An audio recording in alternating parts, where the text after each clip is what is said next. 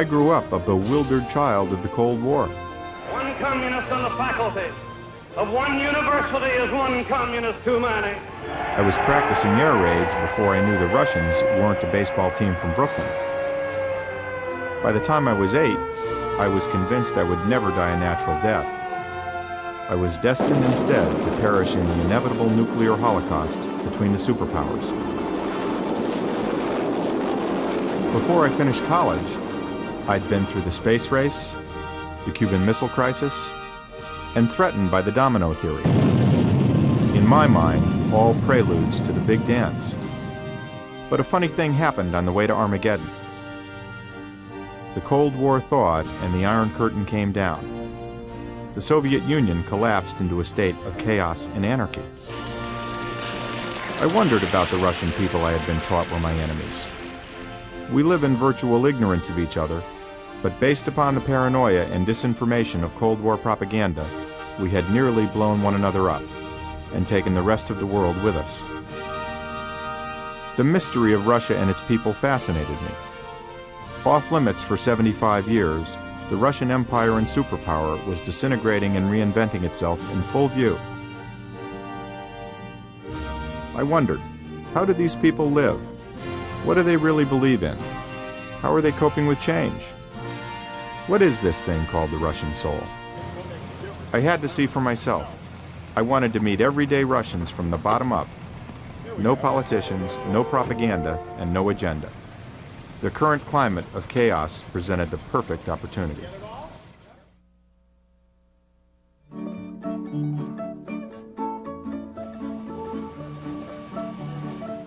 A preview of things to come came in the mail with my visa.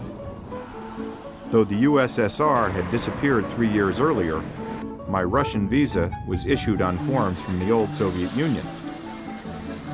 The new Russia hadn't yet gotten around to printing up its own stationery.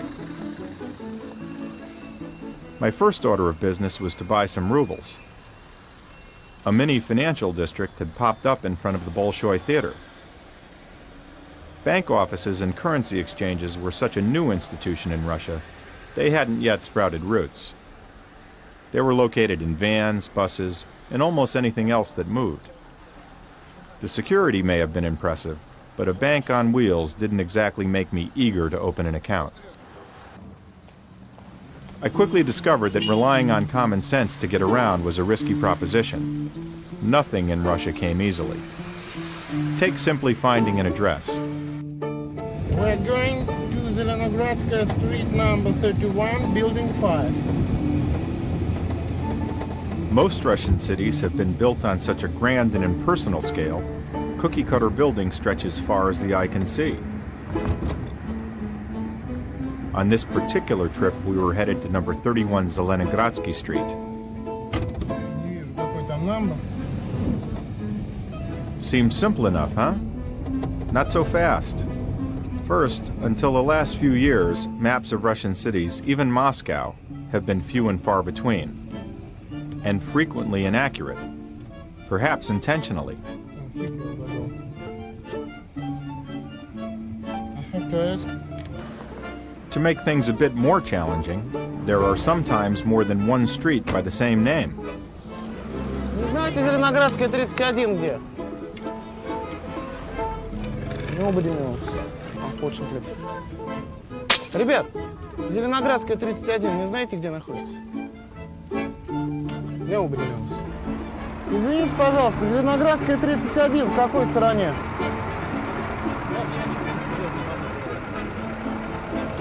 Извините. Nobody knows. Street signs are a rarity. No matter. If you're lucky enough to find one, it may not be accurate anyway because many of the streets have been renamed since the demise of the USSR.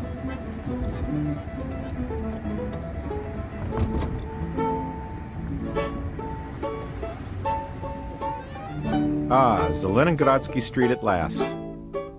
Can't be long now. Time to start looking for street numbers. But don't expect them to be in order. That's a bit too logical. Here we are, 31 Zelenogradsky Street. Finally. But wait, what's this? Number 31 Building 1. We want 31 Zelenogradsky Street, Building 5. Not only are there street numbers, but building numbers too. Back to the drawing board.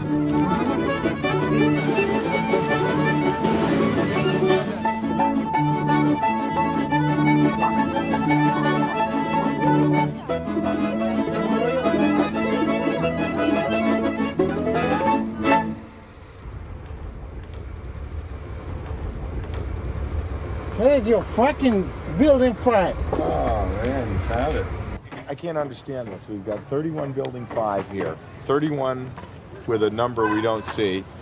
This is 31 Building 6. This is 27 Building 4. This is the most... I've never seen anything like this. Why? I mean, explain this to me. I think there is one reason. You see, the American spy who get in here want to find number 31, Building 5. It's very difficult for him. But what's the real reason? You live in this country. Maybe when these buildings were built, the chief of this building was drunk or stupid. I don't know. We live here and sometimes we don't know. There must be a reason things are done this way. Why must? I understand, I don't understand too. Well, as the saying goes, why ask why? But something told me that the next order of business better be to find a translator, troubleshooter, and travel companion. Igor Sarkisov was just the guy I was looking for. He was bright, articulate, personable, and well-versed in several forms of martial arts. Hey, you never know. We planned a trip across the country, starting in Vladivostok on the Sea of Japan and ending in St. Petersburg on the Baltic Sea. 6,500 miles and 9 time zones, or roughly the equivalent of a trip from New York to Alaska and back. And the best part? In the new Russia, we didn't need any permission, permits, or plans.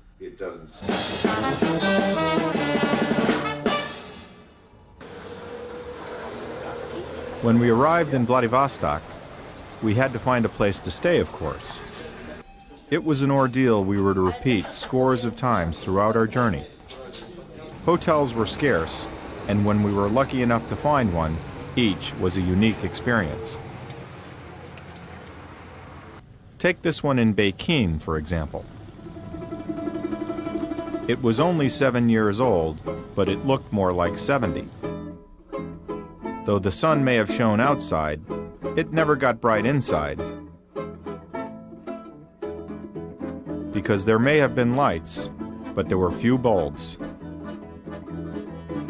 And when there were bulbs, there were other problems. The bathrooms needed some work, though it was only a minor inconvenience, because there wasn't any water anyway.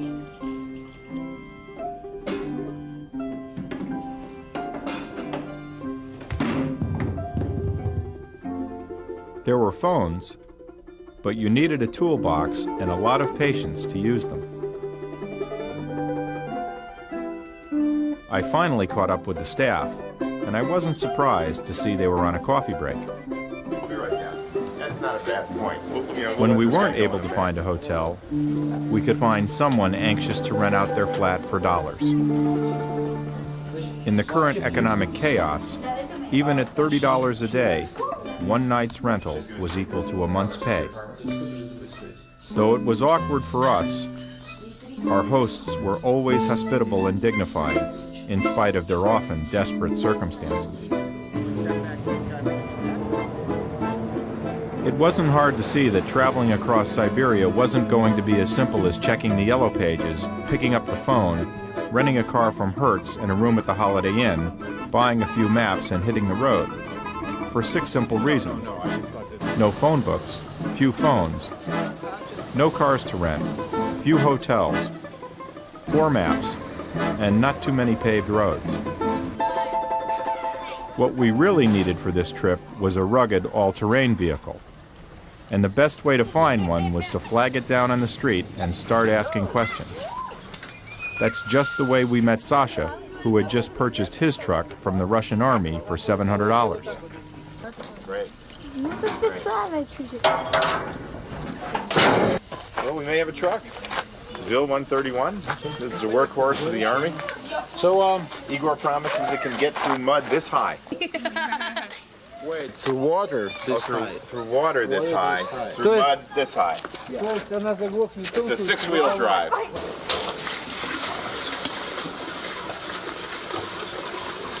Давай, шире.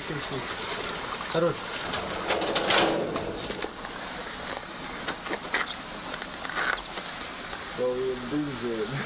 Soviet benzene?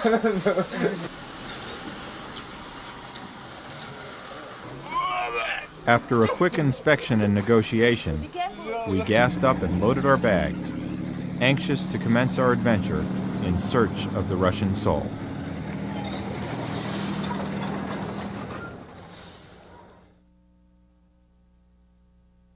Very few people in power in our country take care about Russia, about ordinary people.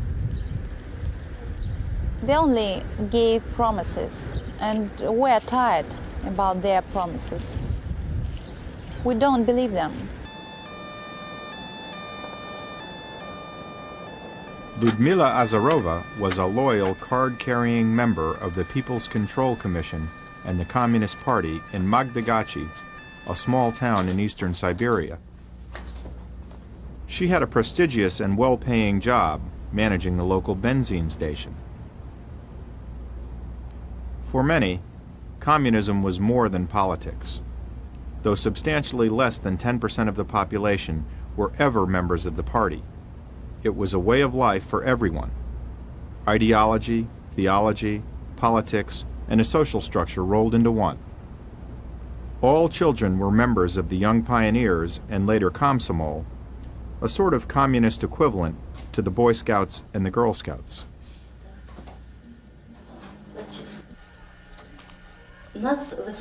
We were taught that all the people in the party were honest. I'm not talking about Gorbachev or Yeltsin.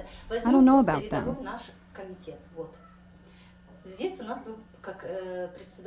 Let's take our committee. Our chairman, Sadovsky, was like Lenin for me. An ideal person whose example everyone should follow.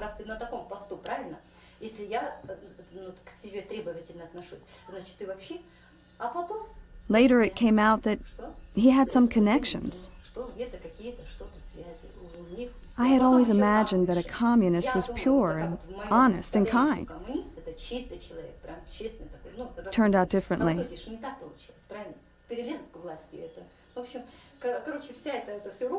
I think the trend was right. Maybe career politicians who came into the party striving for power ruined everything. How do you cope with having everything that you believed in taken away from you? My belief has been destroyed. I will keep my credentials for memory, but I won't return.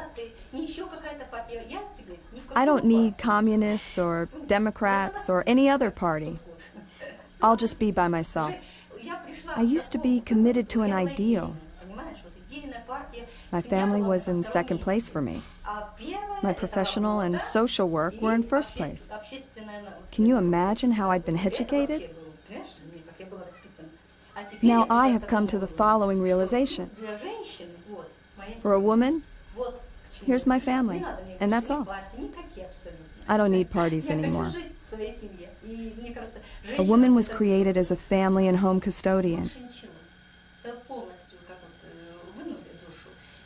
My family saves me. I don't rely on anything else now.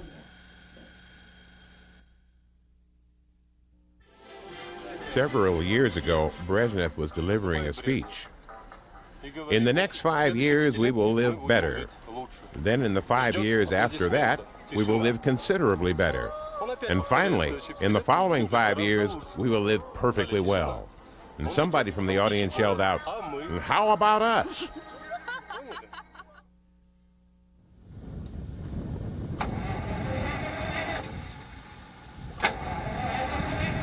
Our trusty ZIL 131 performed magnificently until one day Sasha let me take the wheel. When I hit a pothole the size of a small moon crater, everything came to a standstill. And out here in Siberia, AAA didn't make road calls. Fortunately, Sasha's handiwork saved the day with a little help from his friends. Unfortunately, I was demoted to less glamorous chores.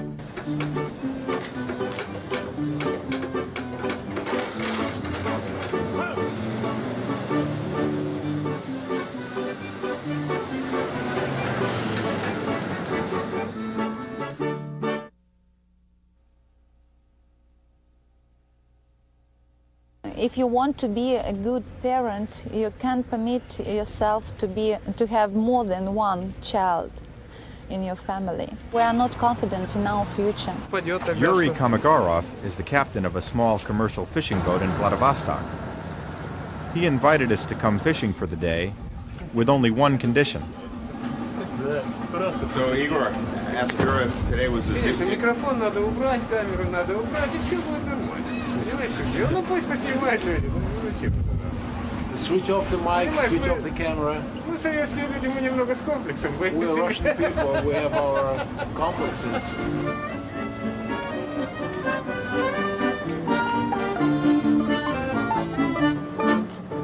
Though Yuri ultimately relented and allowed us to take pictures, he refused to be interviewed on camera. The season is short this far north, so Yuri and his crew go out almost every day between May and September. He explained that since the demise of the USSR, there had been no control on fishing in Russian waters near Vladivostok, and he feared that the area would be entirely fished out within a few years. While we were waiting for the fish to bite, a member of the crew prepared lunch, blowtorch chicken a la Russe. Everyone on the boat was looking forward to it anxiously.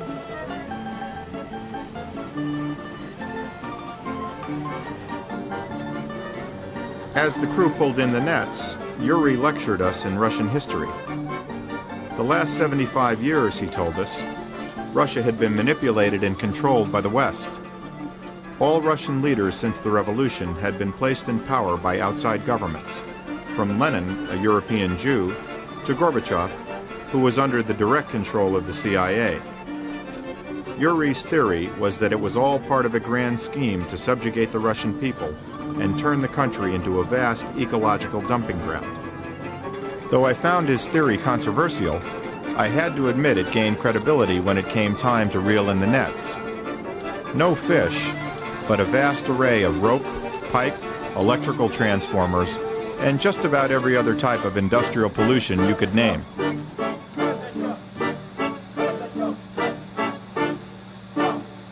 In the new capitalist economy, Yuri and his crew were paid by the pound. Unfortunately, today they would be working for free.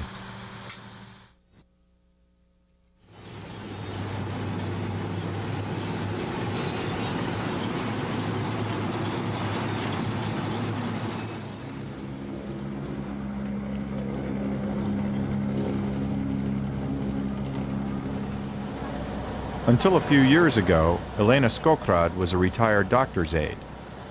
She was looking forward to a comfortable retirement with her husband Nikolai, spending summers at their country home, or dacha, about 8 miles by ferry from their hometown of Khabarovsk on the Amur River. All that has changed. Since World War II, Russia had been able to maintain a stable ruble because it had a centrally planned economy. Exchange between the ruble and any Western currency was prohibited. 1 ruble was officially equal to $1.35. A loaf of bread was the same price in 1985 that it was in 1965. Then, in 1991, as part of perestroika, the ruble was allowed to float on the world's currency markets. By the end of 1994, it took about 3,000 rubles to buy $1. If Elena and Nikolai had savings equal to $20,000 at the time of their retirement in 1991, 4 years later, inflation had reduced that nest egg to less than $4. As a consequence, Elena has returned to work.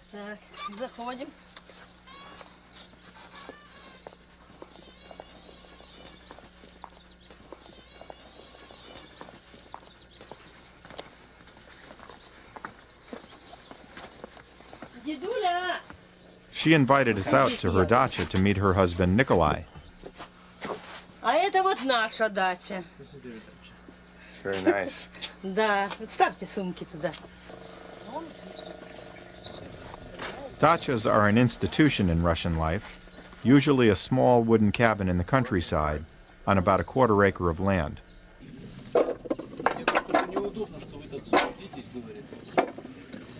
Ну, я ж тороплюсь, потому что... Ну и что же? Солененькое, ладно.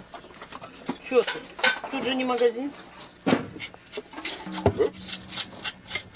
So it just takes a little practice to bring it back. Так, Here's one. Стив интеллигент. Now how do I rinse it Сюда, off? сюда бросай, сюда бросай. Ага. Правда интеллигент? Ну что здесь сейчас происходит? Старики обижены остались. In Russia, all old people are offended. I wonder if in America, a person who retires after 40 years of service receives enough pension to support himself. It is impossible to survive on my pension of 11,000 rubles a month. Even the worst quality sausage is 3,000 rubles per kilo at the market. I don't know what we do without this dacha for support. We support 3 families. Thanks to this piece of land, we're able to support our son, our daughter, and ourselves. I still have a job, but he stays here and works.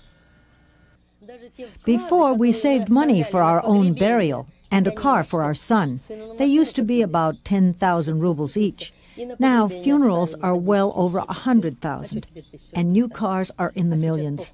Our savings are worthless. Elena's husband Nikolai, a 71-year-old retired railroad engineer, built the dacha himself from scratch. He spends the summer farming anything that will grow, which he and Elena preserve to help them get through the long Russian winter. During the former system, we could easily build a dacha. Everything was much easier.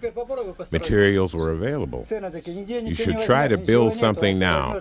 There's nothing to buy. Or you need millions of rubles. I make everything myself with my hands. I use old materials and make new things out of them. That's why I don't rely on this system very much.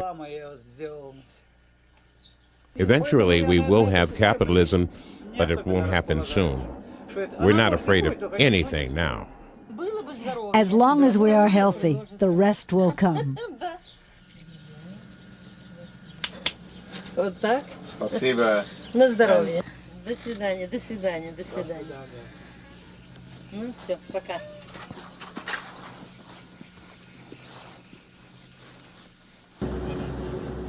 I couldn't help but wonder who would take care of Elena and Nikolai if the time came when they couldn't take care of themselves. A Russian comes to America. His American friend invites him to his apartment and shows him around. Bedroom, kitchen, dining room, many rooms. Then the American asks, "And how about your apartment?" The Russian replies, "Oh, I have about the same number of rooms, just no partitions."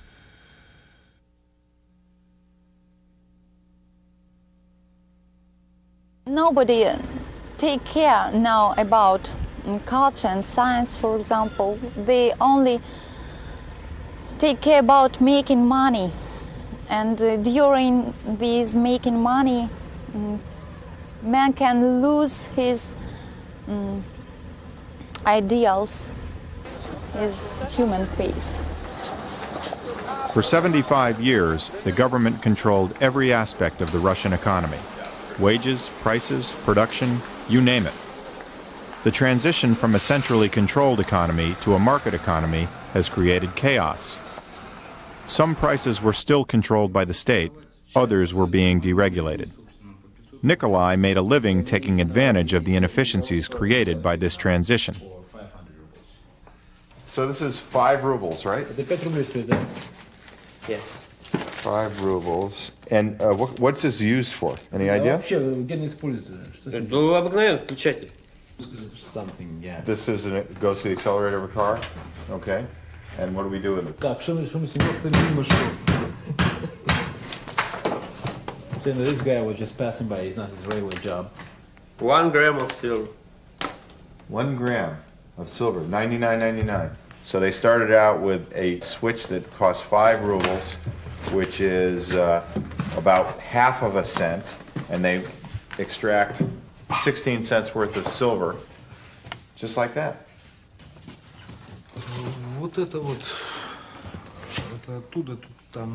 This stuff is from there, this is all gold. These contacts here are gold. Nikolai also acquired large mainframe computers for their precious metals value, sometimes directly from the factory before they were ever placed in service.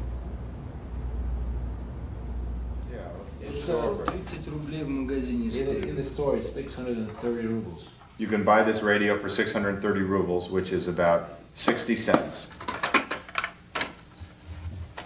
Bingo. Смотри, вот этот динамик стоит 500 рублей. Okay, this speaker is ты можешь его продать за 500 рублей.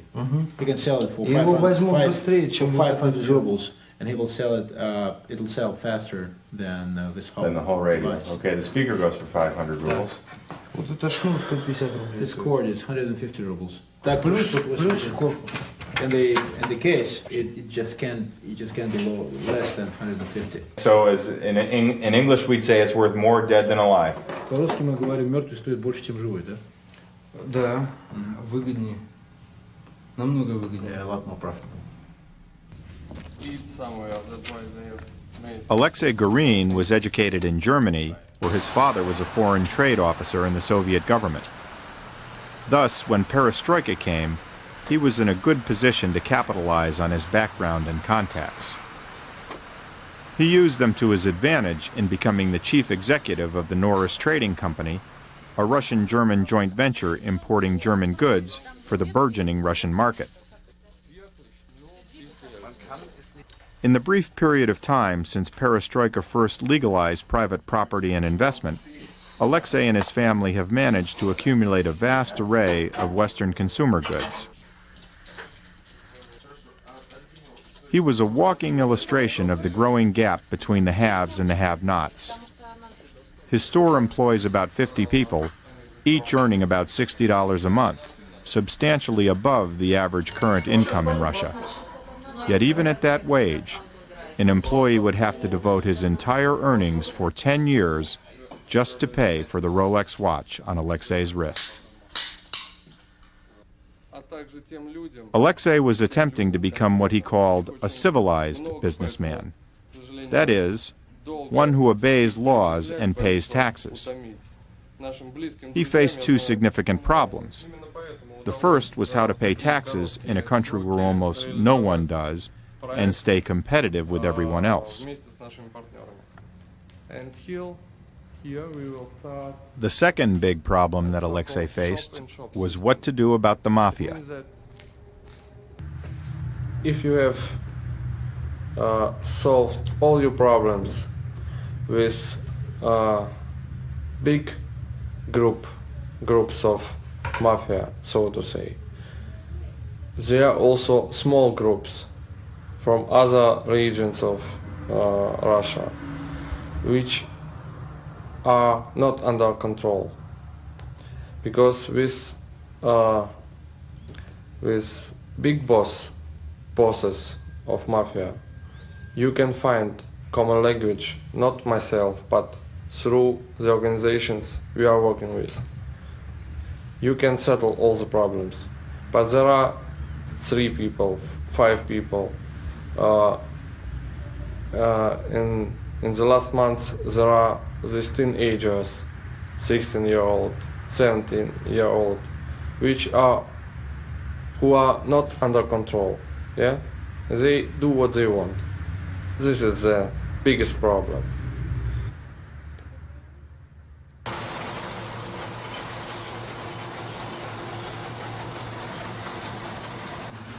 Alexei's experience was anything but unusual. Everywhere we went, with everyone we spoke, the Mafia was there with us. Even this lady selling berries on the roadside in the Far East had been affected. There are racketeers everywhere now. Yesterday, 2 well-dressed, beautiful young men in a chic car that I've never seen before came up to me. One is standing behind my back, another here. One poured berries into a jar. He yelled at me, "Is this the first time you are trading?" Then he took a few hundred rubles and left.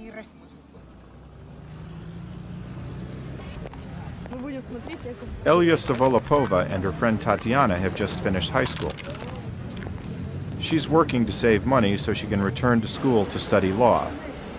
Elya buys and sells things at street markets in Vladivostok. We pay the Mafia for space at the market. I feel very bad about it, but I don't have any other choice. It's the only way to make money so I can continue my education. There's only Mafia among our administration and politicians. There are no honest people. Honest people simply don't survive.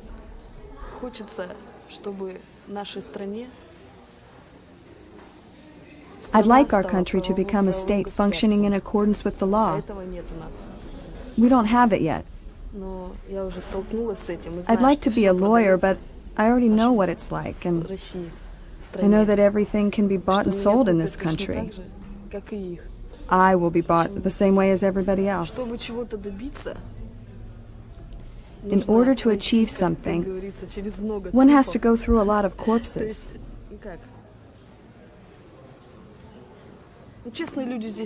Honest people are not needed here. How do I explain? This is a lunatic asylum, Tanya, not a country.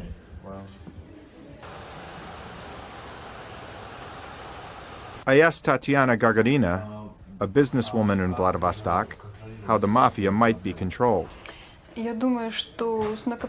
With accumulation of capital, the companies will start opening their own security departments. Not every firm can afford it yet.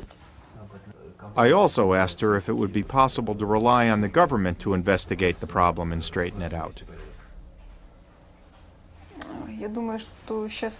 I don't think the government is ready for that yet. I think it is most likely the companies will be agreeing among themselves.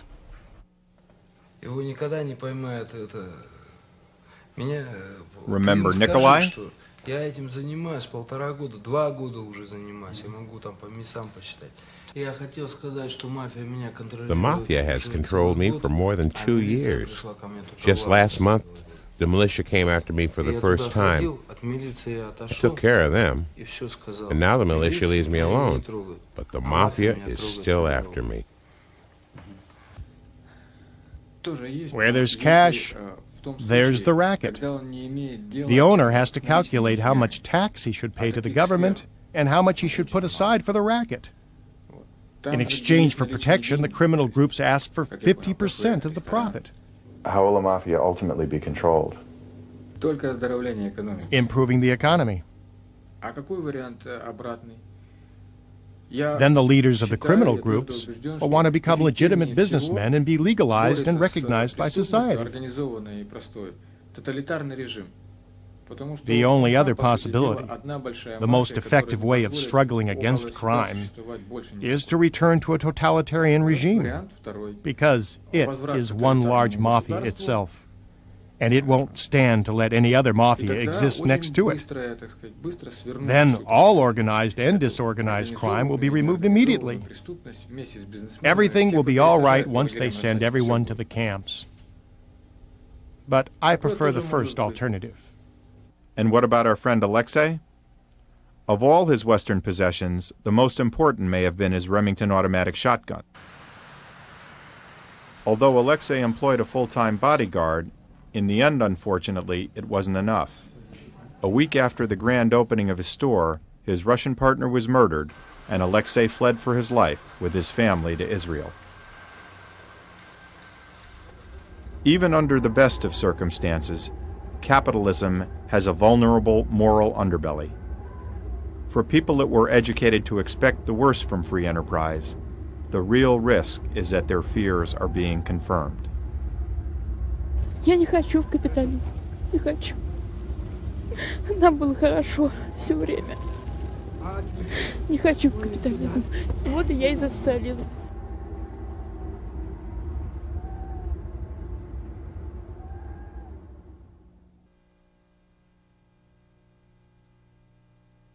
Russia is some kind of great computer in which someone put the wrong program, you see? And if you put the wrong program in your computer, what shall you expect from it? We must have a huge problem with counterfeit money. Here's also the thing, one thing is very difficult to understand about Russia. Almost any structure you go into has 4, 5, 6 doors. But you'll notice there's never more than one unlocked. One of the mysteries. So we have another 1, 2, 3 doors locked, and 1 door open. Through the centuries, Russia has developed customs which are as charming as they are indecipherable to the foreigner. Take the simple act of sunbathing, which Russians often like to do standing up. And all these years, I thought the whole idea was to relax. Then there was the legendary Russian love of ice cream. I'd been told of an old Russian saying, drive out the cold with the cold, but this was a bit much. I gotta ask, do you have long underwear on? Да. Don't you think you'd be doing a lot better selling hot coffee? Okay, I'll buy one. I'll give it a try. Then there was hot water. Some homes in Beverly Hills have more hot water heaters than the entire city of Moscow, which has 8 to be precise. Heated in huge central plants, this precious commodity is sped to its destination through gigantic, frequently above-ground pipes that rise in arches, allowing cars to pass through. Each summer, when these plants are closed in rotation for maintenance, large sections of Moscow take turns going 4 to 6 weeks without hot water. I suspect the Kremlin avoids this aggravating inconvenience.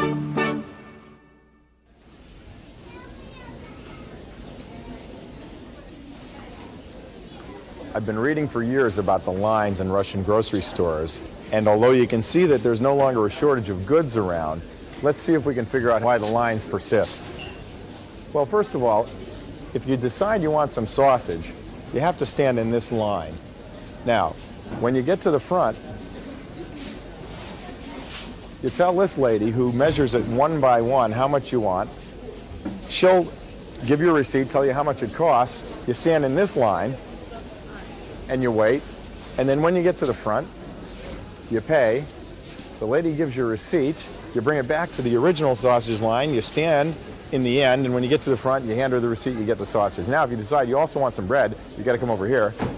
You find out how much the bread costs.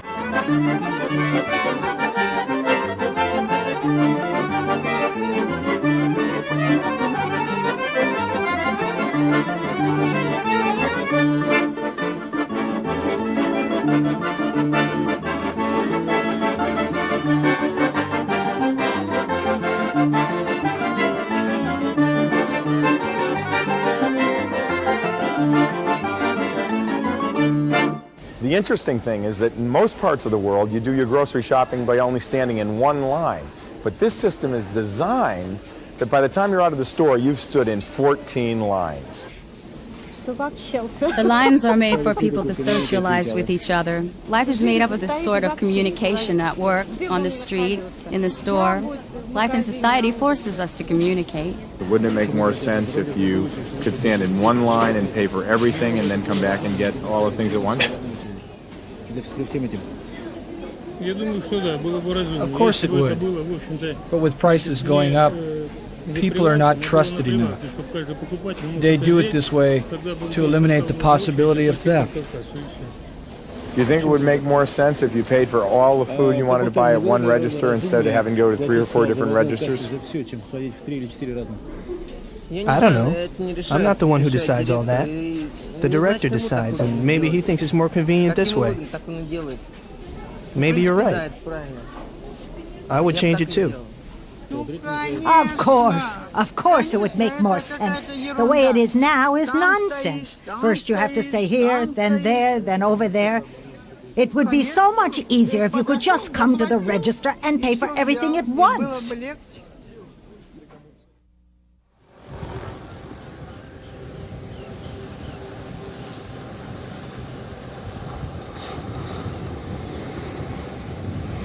Along the way, we had become acquainted with an old Russian saying. In Siberia, there are no roads, just directions. Ultimately, this proved prophetic, and when the road finally ended in Blagoveshchensk, we bid a fond farewell to Sasha and Arzil, and were forced to switch to the train.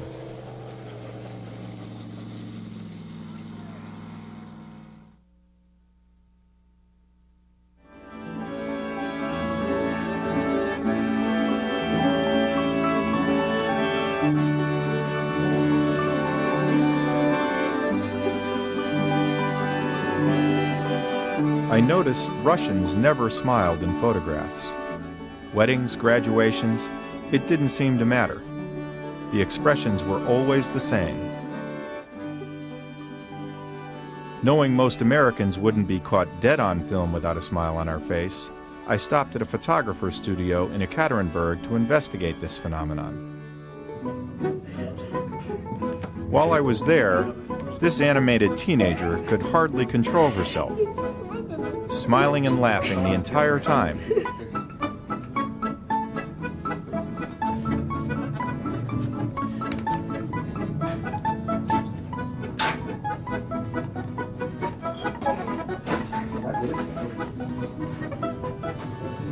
Until, of course, that magic moment came. Then presto changeo. My, isn't life serious?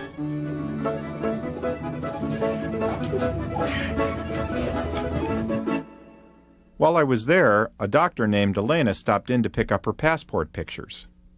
You have a nice smile. Can I ask you why you didn't smile for your pictures?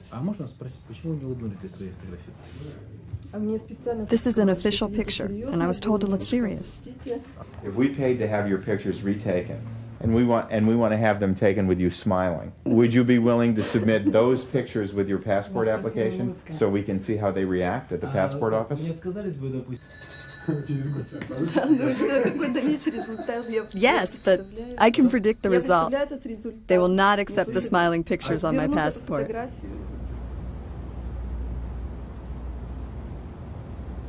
So it was agreed, and the grand experiment was on.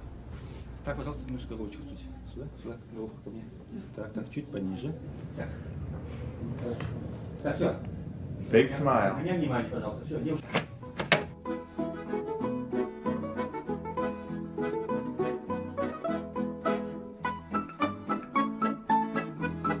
When I delivered the new pictures to Elena at her clinic, she seemed genuinely pleased. But it was on to the passport office and the true test.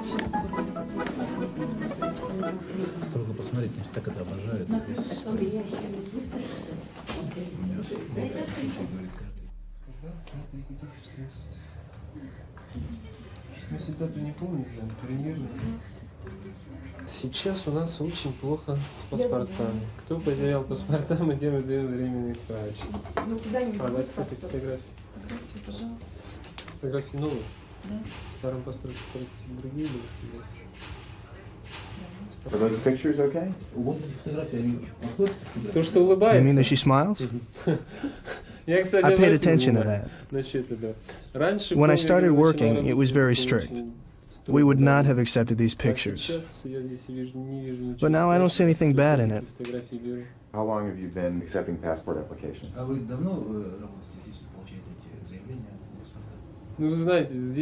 About 6 years. There haven't been any concrete instructions to change the policy. But she's recognizable. She isn't sticking her tongue out. She doesn't have horns. It's a normal picture. Life changes. Which do you like better personally? The one with the smile looks more natural. It was encouraging to know that, at least officially speaking, smiling was no longer prohibited.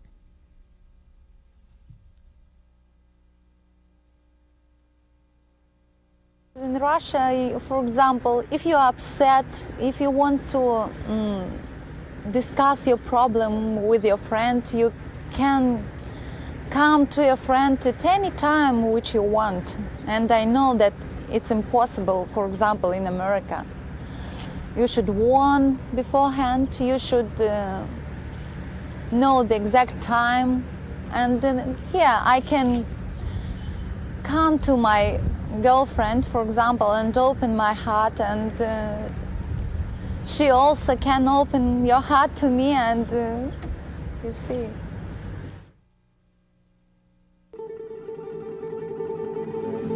For the vast majority, the transition in Russia has either put them out of work or rendered their salaries virtually meaningless. People have been forced to resort to whatever means possible to support themselves. By far the most common is the business of petty trading, buying and selling whatever one can afford, up to and including household possessions like the kitchen sink, in the hopes of making a small profit to get you through the day. Though this activity technically violates Article 88, undermining the state economy, people partake of necessity, not by choice. I met Zoya in the streets of Moscow one afternoon near Kiev railway station. What are you selling? Stuffed cabbages, condensed milk, Pepsi Cola, cologne, eggs. Eggs? How's business? How was business? I've already retired. My pension is 24,000 rubles a month. Our business is very strange, if you can call it a business. This is stealing from the state. They steal from us, we steal from them. There's no other way to call it.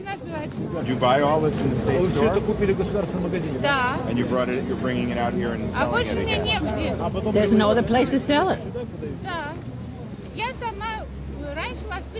I was brought up in an orphanage. I worked for 40 years in the personnel department at the Ministry of Trade of the USSR. Being a skilled worker, I am forced to deal with these kind of things now. There's militia all around and you're talking about all that?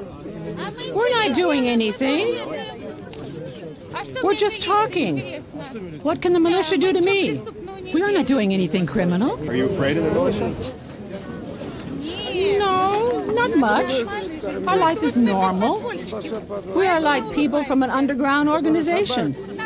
That's why we have to smile. We deceive the militia deceives us. They come close, we go to the other side of the street. They pass, and we come back.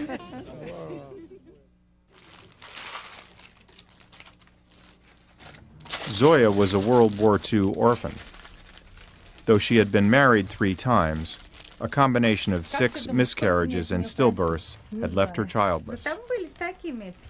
She lived in a communal apartment in which 6 separate families each have their own room but share a common kitchen and bathroom. The next day, she and her friend Tatiana gathered their inventory in preparation for their ritual on the streets of Moscow.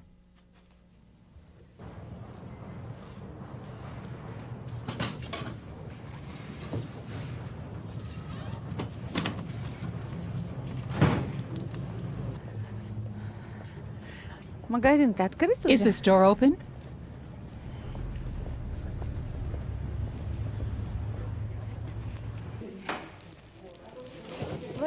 The limit is 5 today? Please give me 10.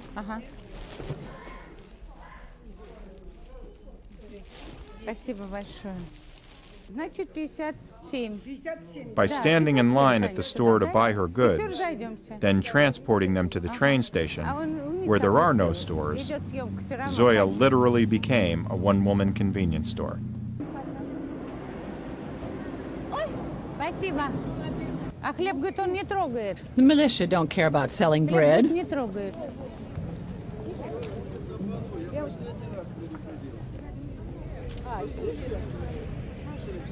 Did you hear what I said? Yes, we hear. Next time I come back, I'll throw everything in the street. Ладно, моя радость.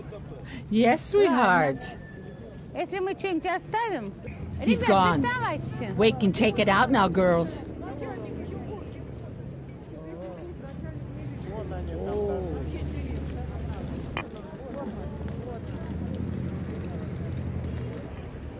Идет? Надо? Идет? Где? Тань, ты где? Where, Tanya? Нет, не идет. He's not Чего coming. зверь-то? Sure are restless today. Зверь?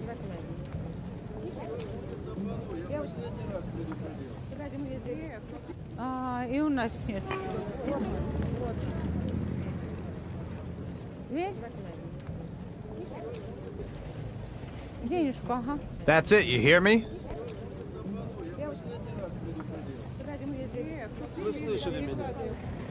И все. О, пошли, Тань, пошли.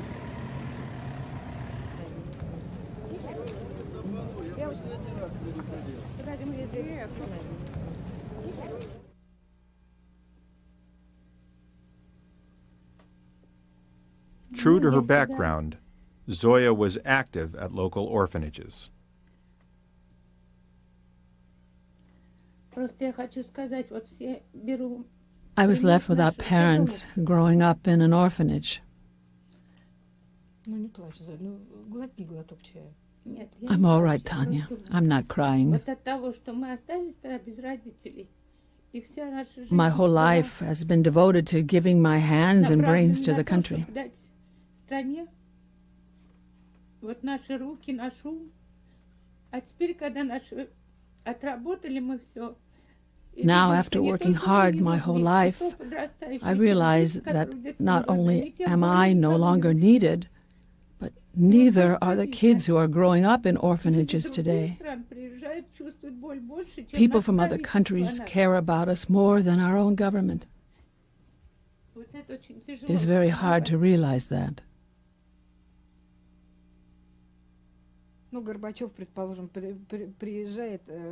A few years ago, Gorbachev goes to America to visit the president, who invites him to dinner with wonderful food and wines. Gorbachev asks the president where the money came from to pay for the dinner. The president asked Gorbachev to look out the window. See that bridge? It was supposed to cost us $50 million, but we managed to build it for half the money, and we paid for this dinner with the money we saved. Sometime later, Gorbachev invites the American president to Moscow. They sit down to another wonderful dinner of food and wine. The president asks Gorbachev the same question. Gorbachev asks the president to look out the window, but there's nothing there. Gorbachev tells him, see, that's where we were supposed to build a bridge.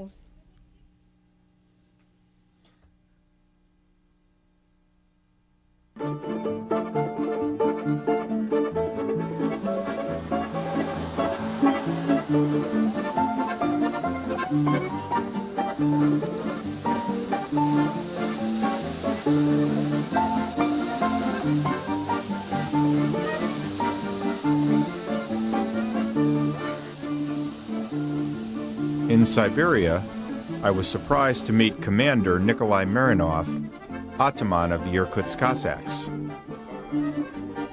I must admit my Cossack history is a little rusty, but I thought they hadn't been seen since their role as extras in Sergei Eisenstein's classic Potemkin. Nikolai corrected that misperception. He explained that Cossacks were sort of a vigilante group whose roots go back to the 13th century. After several centuries of trying to bring them under control, Peter the Great figured if you can't beat them, join them, and offered them land, political autonomy, and tax exemption in exchange for military service and loyalty to the Tsar. Over the next 200 years, much of Siberia and the far eastern frontier was annexed for Russia by Cossacks. Then came the Communist Revolution, which Nikolai feels was inspired by European Jews. The revolutionaries were brought in a sealed wagon through Germany. And at that time, we were waging war with Germany. They formed a revolutionary government consisting of 90% Jews.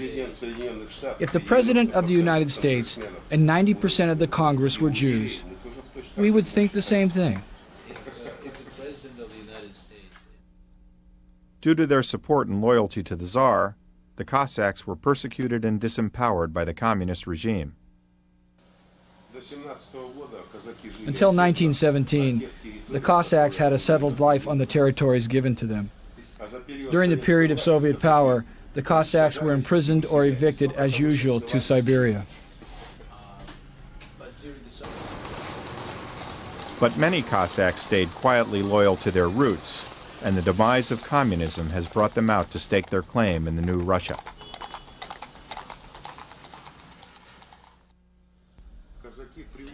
Cossacks are used to service. First, all of us are natives. Second, Cossacks feel pain for what is happening to their motherland. That's why we think that the Cossack revival is important. We want to live as we lived before. We have our ideals. You have yours. In your country, a boy dreams of becoming rich, and he's proud that he began polishing shoes. But our Cossacks' beautiful dream is to fight for our motherland. As I met with Nikolai and his comrades, I couldn't escape the feeling that I was in some sort of time warp, visiting with a bunch of teenage boys in a treehouse. At the same time, it was clear that he and his friends took themselves very seriously.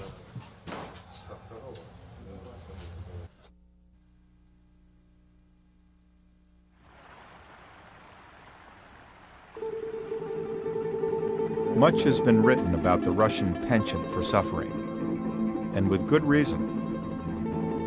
Perhaps more than any other country, 900 years of Russian history has been punctuated with tragedy. In the 20th century alone, as many as 60 million Russians have met their death unnaturally through revolution, political persecution, famine, or war. Russia's most beautiful city, St. Petersburg, formerly known as Leningrad, was the site of one of the most horrific battles in the history of human experience.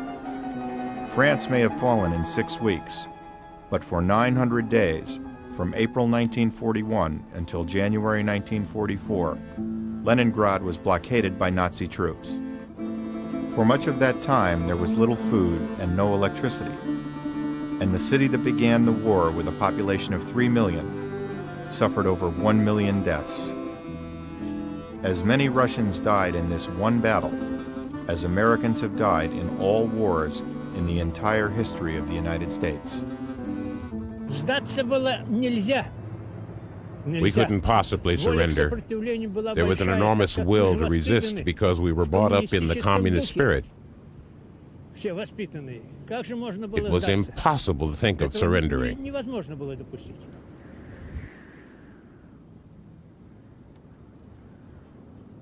Все как была блокада, как голодные были, света не было. I remember every single day of the siege. I remember people being hungry. There was no light, no water. You could walk the streets and see people pulling those that died from starvation and shelling on sleds. There were no more coffins. I asked Rima if she felt anything like this could be possible in any other country. I think the Russian people are a different people, a heroic people. That's why we were able to stand up to the blockade and win. It must have become evident to the German troops that they couldn't capture Leningrad as long as there was one Russian left alive to defend it. They could have its body, but not its soul. Not all of Russia's tragic history has resulted from conflict with outside forces. For centuries, countless Russians have been exiled, imprisoned in work camps, and executed by their own leaders. During the communist era, we estimate that between 7 and 20 million people either died in the camps or served out their entire sentence, which might have been worse than a quick death. Leonid Trus spent 4 years in a gulag, losing both legs below the knee in a camp accident. He took me on a tour of an old limestone quarry, which once doubled as a notorious work camp called Luzok. Only 2,000 people worked here at a time, but in the camp's history, perhaps hundreds of thousands were here, because the death rate was terribly high. Limestone was excavated here, and people worked without special clothes, respirators, or gas masks, and the limestone ate away their eyes and their lungs. Nobody could survive here for more than half a year.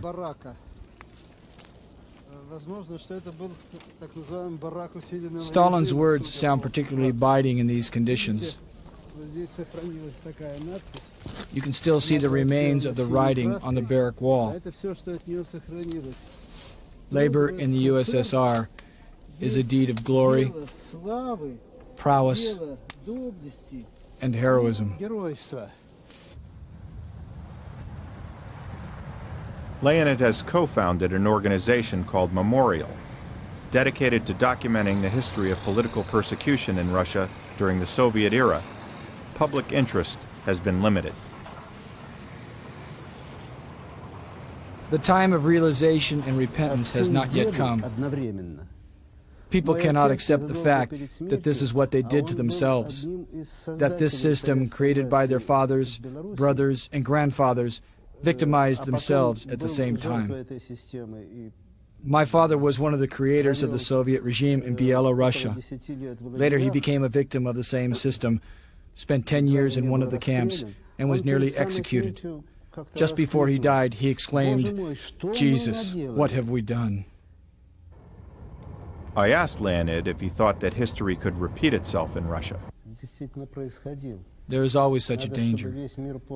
The whole world should understand that every other breakdown of progress in Russia has created a larger and larger funnel, drawing more and more people and countries in. If we lose this time, it may lead to a catastrophe for the whole of mankind. Helping us means saving yourself. This is how civilized countries should understand their task.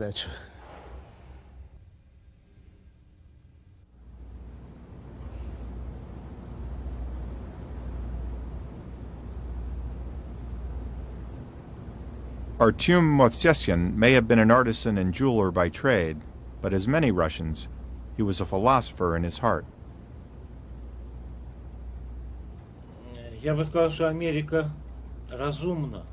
America is a practical country. Russia is an inspired country. Russians don't want to exchange this inspiration for pragmatism. They need this inspiration. This passion for suffering does not make for a practical life. Matters of everyday life don't bring happiness to a Russian. If he doesn't experience any suffering in his soul, he is not fulfilled.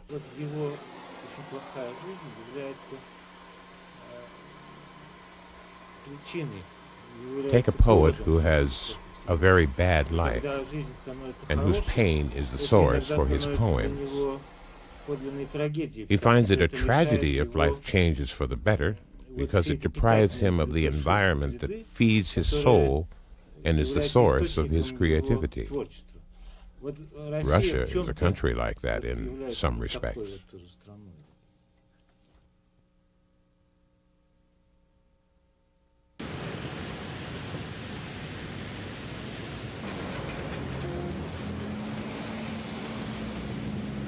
Recent changes in Russia have unleashed another powerful side of the Russian character. Large-scale, full-service Western-style casinos have arrived. As I watched, I couldn't help but wonder what Vladimir Lenin would say if he were there with me. I think he probably will have fun. If he had money, he probably will go for gambling. Because, well, I mean, when he was in Europe, he was attending bars and restaurants and nice places. Why not? He was a nice person. His wife will say that, oh, these costumes probably will cost too much. Something like this is what she was usually telling.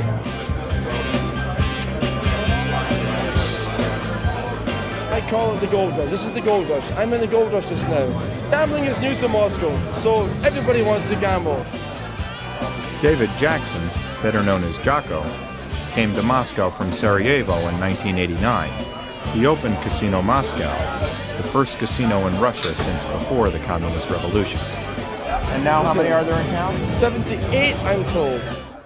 Casino Moscow has become so popular that it remained open during the 1993 coup and the ensuing curfew. We were open during Komendansky hour, that's what they call it in Russia. We stayed open for 2 weeks between 2 o'clock in the afternoon till 5 o'clock in the morning, and the business was very, very good. But my customers had the option to leave, but the majority of them decided to stay. The whole concept of this club, I promise you, win, lose or draw, believe me or not, is to have fun.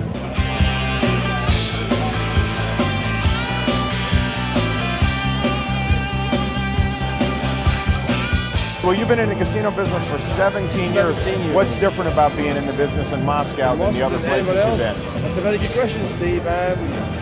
It's very hard to explain. Personally, it's exciting. It's a buzz. It's adrenaline. But you have to be here and feel it and see it, and that's the whole beauty of Moscow. I know. That's my problem. It's a special feeling. It's a special feeling. I'm trying to explain. It's hard to explain. You have to live it, breathe it, smell it, feel it, be part of it.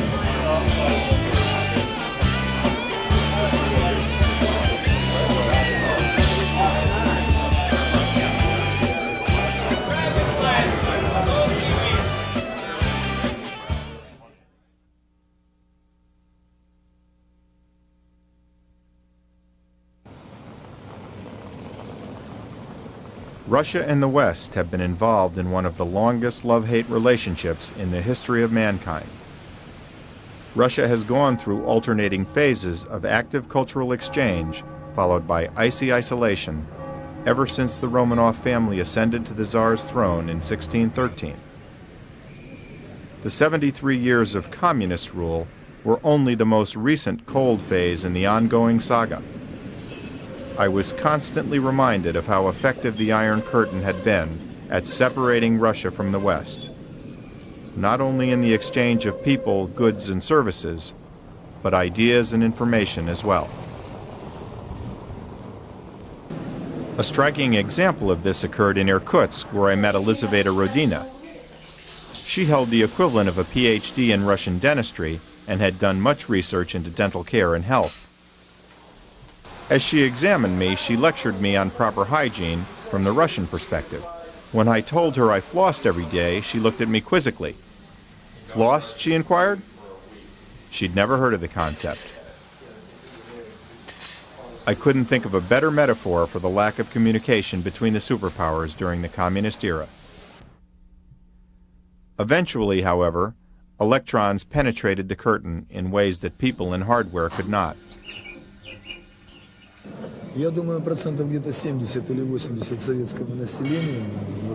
think that 70 to 80% of the Soviet population during the totalitarian years listened to the Voice of America and the BBC because it was new for Russia.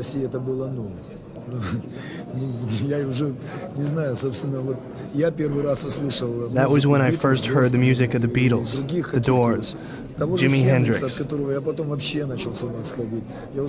I was 12 years old at my grandfather's house, listening to the Voice of America.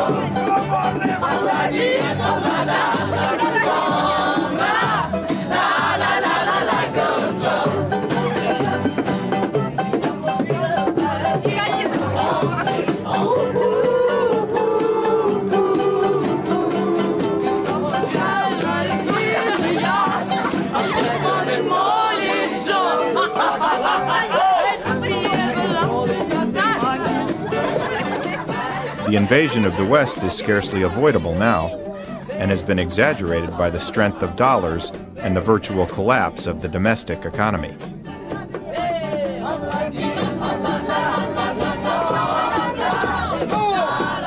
In many cities, the dollar had become the currency of choice. Imagine going to your local Walmart and paying in rubles.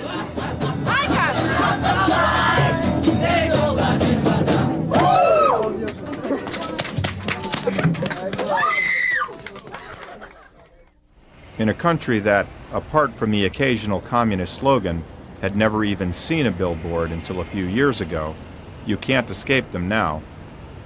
Opinion varies on whether it represents a change for the better.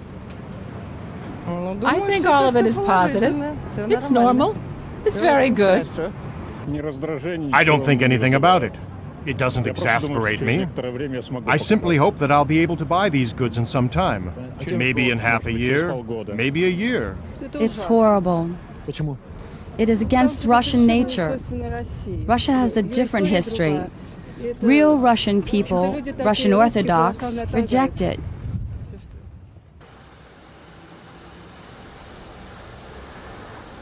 And the invasion doesn't stop there.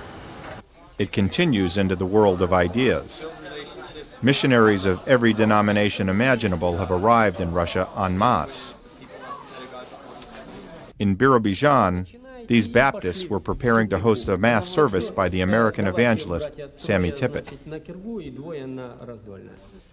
And beyond the world of religion, such American institutions as New Age self-empowerment seminars have arrived in force. Now, this is a very important principle of the whole universe. Это очень важный принцип всей Вселенной. Because the universe works on wave dynamics. Потому что Вселенная работает как раз на динамике волн. And the waves create this holographic phenomenon. И волны как раз создают голографический феномен. As in the myth of Adonai. Как в мифе об Адонае. The ascended master who went to the blue planet for a vacation. То есть как на каникулы на отдых на голубую планету. В негативной форме. A holodyne is a morphogenetic field.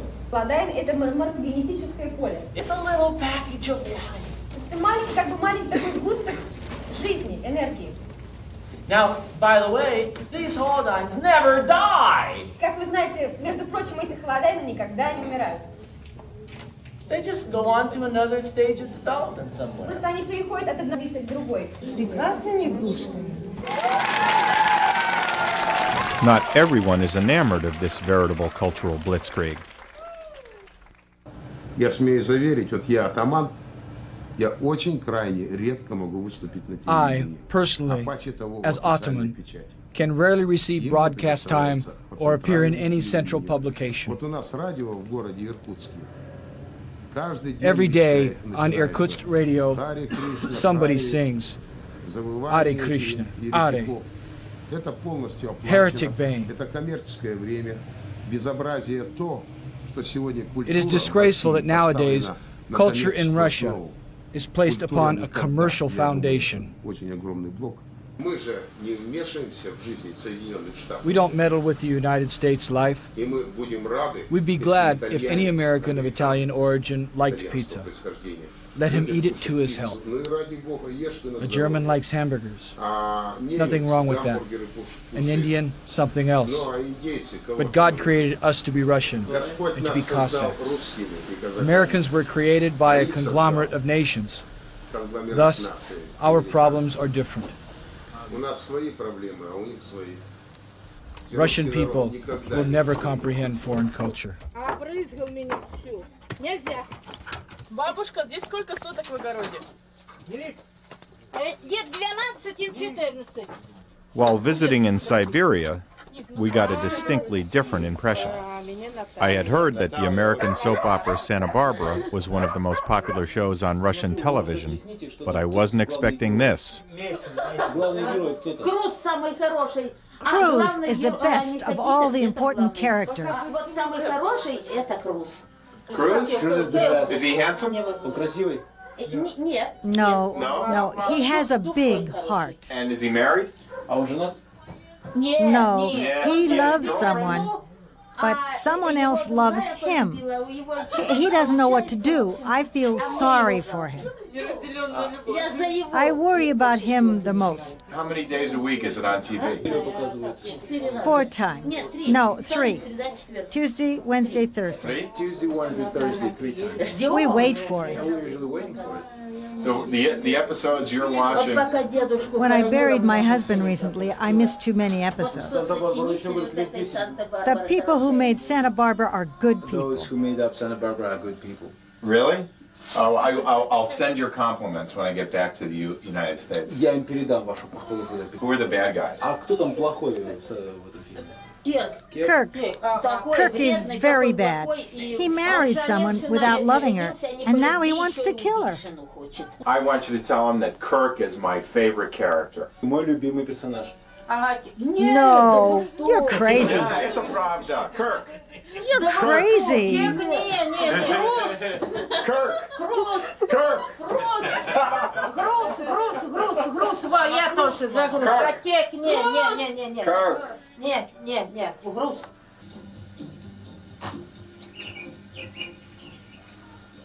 А это на вышке спит. Да. Сантана? Знакомое имя. Так, кажется, звали прислугу. Мейсон. Свадьба. Это стихийное. One day, Raisa Gorbachev says to Mikhail, "What are you doing smoking on the balcony in your underwear?" "How do you know, Rhea? You didn't see me." "But I just heard it on the BBC."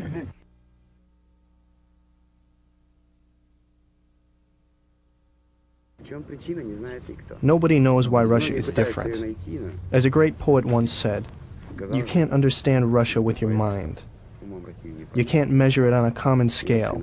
It has its own special character. You can only believe in Russia.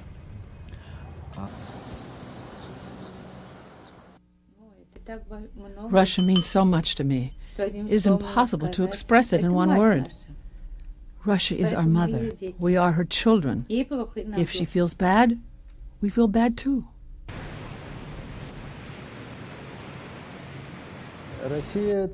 Russia is my motherland. It is my country. It is the air I breathe. It is the culture I grew up in and where I was formed as a human being. My life and the things I do would lose their sense beyond Russia.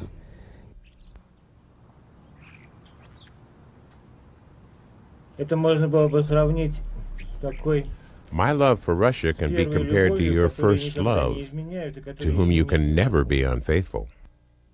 The love I have for Russia might also be compared to the love I would have toward a deadly ill son. I would sacrifice anything for the love I have for that son. Russia for me is the soul.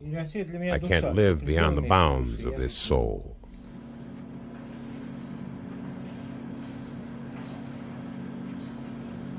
In any case, Russia is such a great country that we shall overcome all difficulties in our life.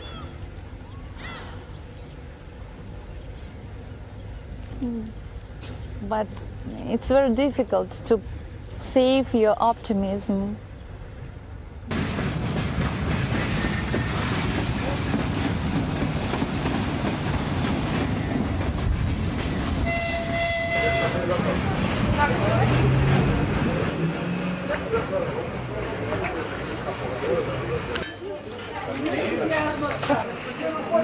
Дай Бог здоровья. I hope so. You know Santa Barbara? Santa Barbara? Санта-Барбара? Да. Смотрим.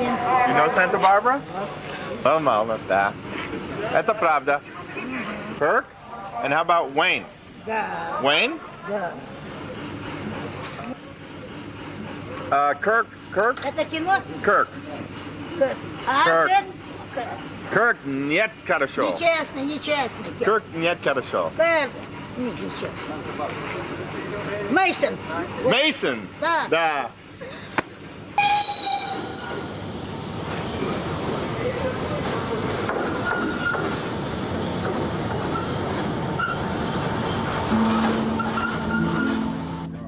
Winston Churchill once described Russia as a riddle wrapped in a mystery inside an enigma. I second the notion.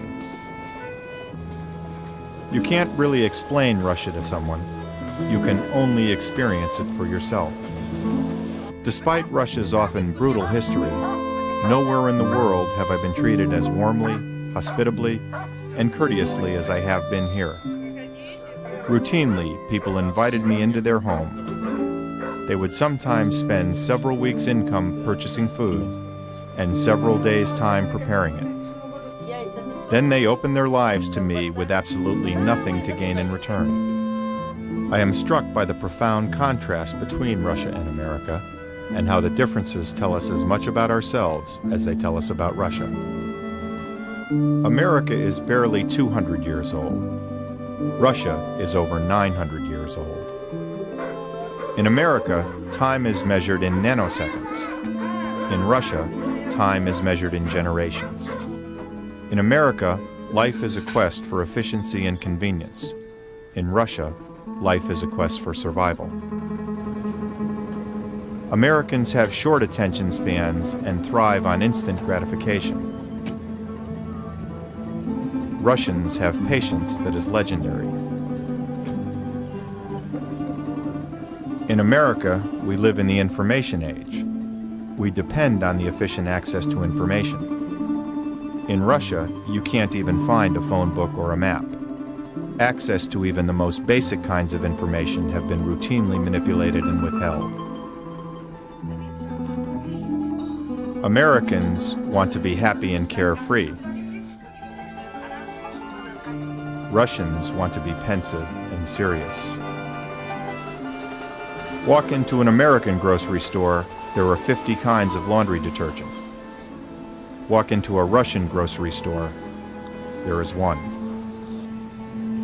America is a rational country. Russia is an emotional country.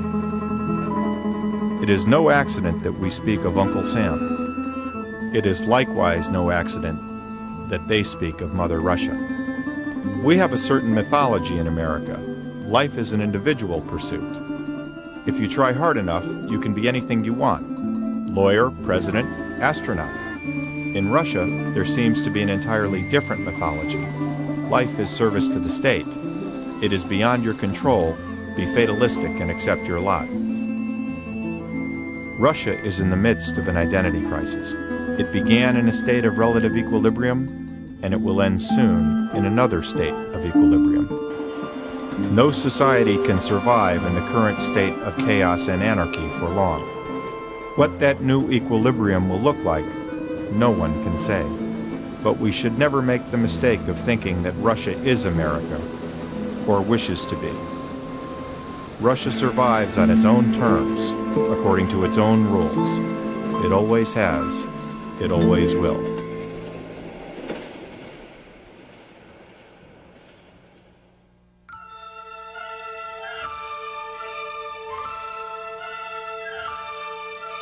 Russia may not be known for a variety of consumer goods, but one thing I'm sure I can get is a bottle of good Russian vodka.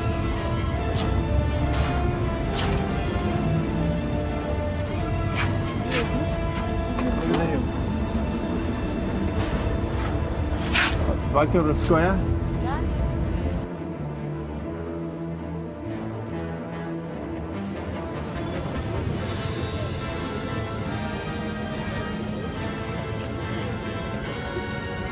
Vodka Ruskaya?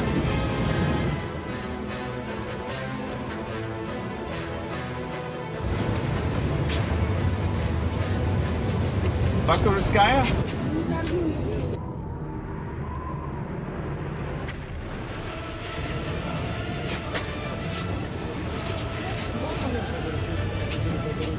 Ruskaya vodka. Да.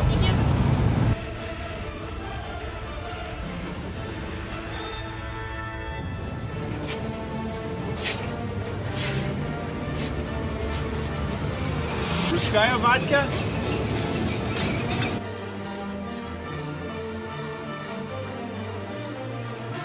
Well, Stolichnaya it's not, but all the way to Russia, and the best I can get is a bottle of First Igor from Germany.